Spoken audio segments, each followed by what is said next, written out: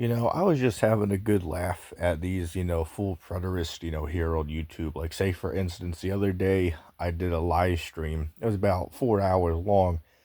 And there was these two preterist dudes that called in. Like, of course, you had that dude, the pathetic preterist, aka Truth and Telos Ministry is a YouTube channel. And this guy called in, was having a conversation with the guest that I had on for the night. I believe the cat's name was Lion of Judah, was the guest I arranged to do the stream with. So I thought it'd be funny. You know what? I'll just sit back and, I'll bring this preterist guy on because he's, itching and clawing to join the live stream to talk. So, we'll just let him on and I'll sit there and be quiet and let him talk to Lion of Judah, right? So I sat there and listened to them for maybe 25, 30 minutes. It was a decent conversation between the two of them, right? Both sides were relatively respectful. Got to give both of them credit for that.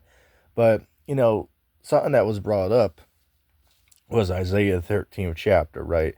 And I think Preterist dude skipped over part of this chapter that refutes his whole belief because the chapter tells you, if you read the whole chapter, nearing the end, it talks about how Babylon would be laid as a desolation among the nations and nobody would ever inhabit the land forever.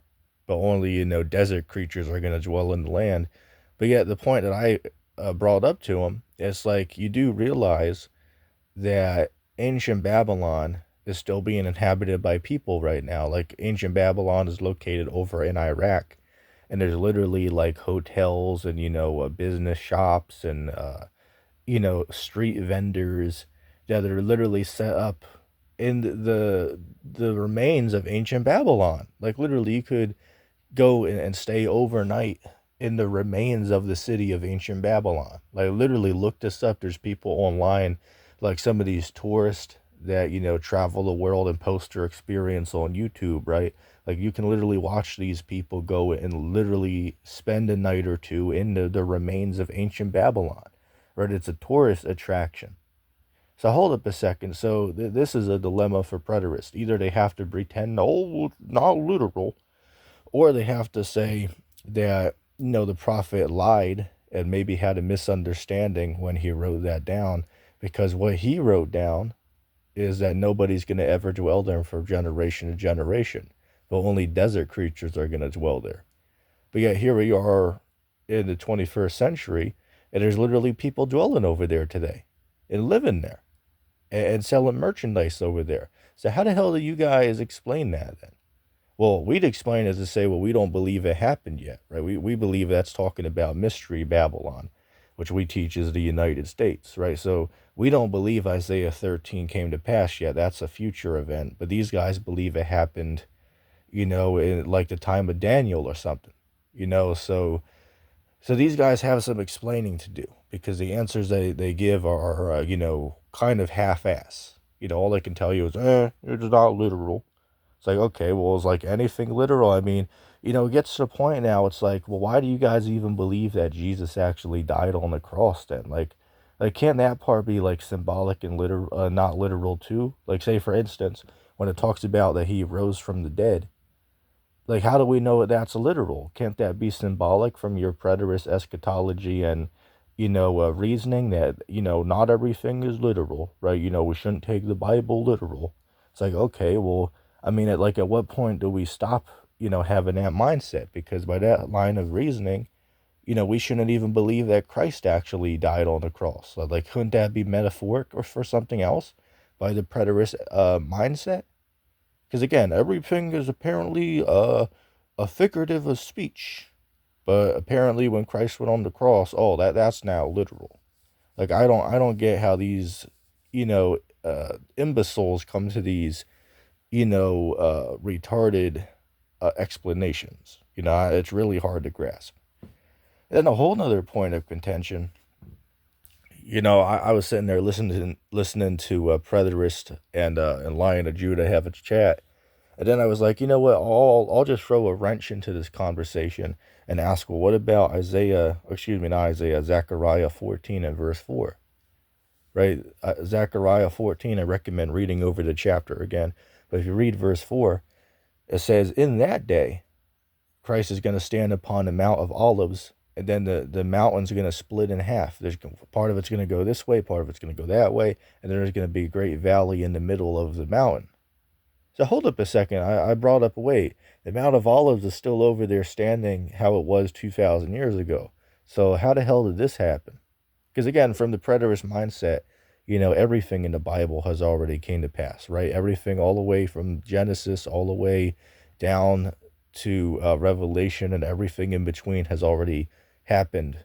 Like, it was all concluded by like 70 AD, right? So basically nothing in the Bible is relevant for these times we're in now, because all of it already came to pass 2,000 years ago. That, again, that's the doctrine. That's what full preterism means, right? So, I mean, they can't explain that. Like, first of all, the Mount of Olives, like, don't you remember that from, like, Mark 13, Matthew 24, Luke 21, right? Christ sat upon the Mount of Olives and talked to the apostles about the signs of the end of the world.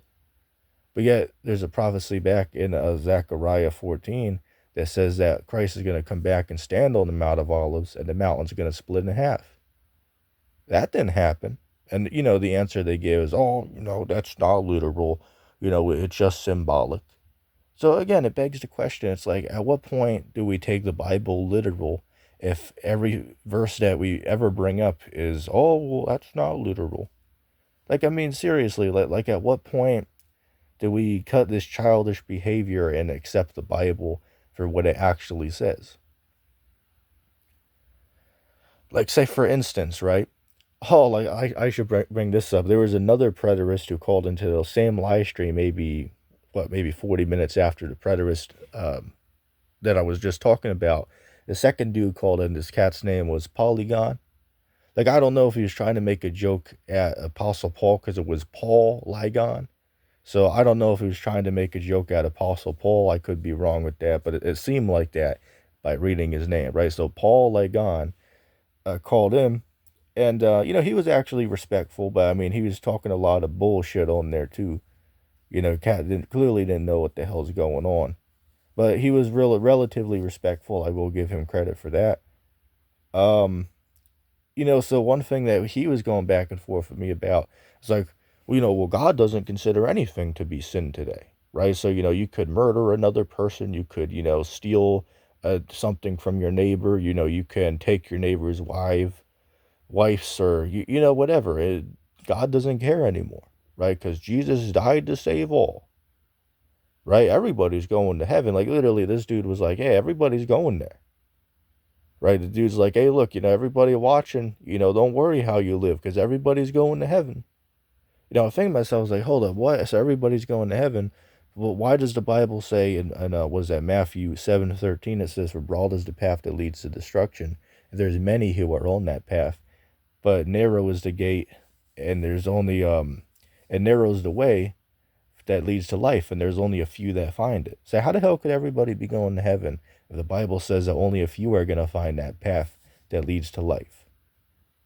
And second of all, how the hell could everybody go to heaven if it says in John the 3rd chapter that he that doesn't believe on the Son is already condemned? Right, so it says if you don't believe on...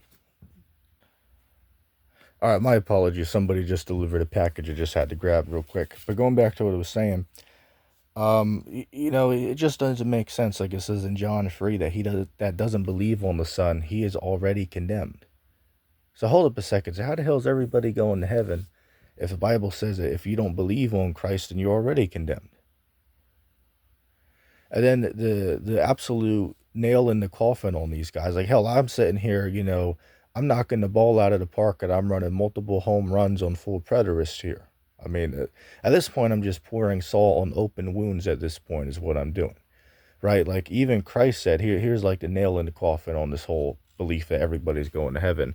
Christ said in Matthew 7:21, he said, not everybody that calls me Lord is going to get to heaven.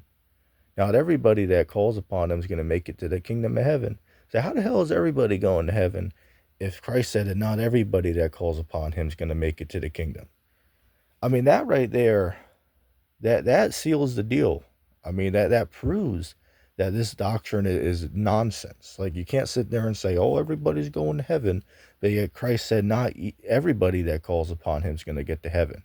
So hold up a second. So what about the people that don't call on him? So what chance do they have of getting there if Christ said not everybody that calls upon him is gonna even make it there? So what about these atheists and Hindus out there and, Satanists that reject Christ altogether? So they're not calling on him. So what chance do they have of making it if Christ said that there's gonna be people who do call on him who's not gonna make it?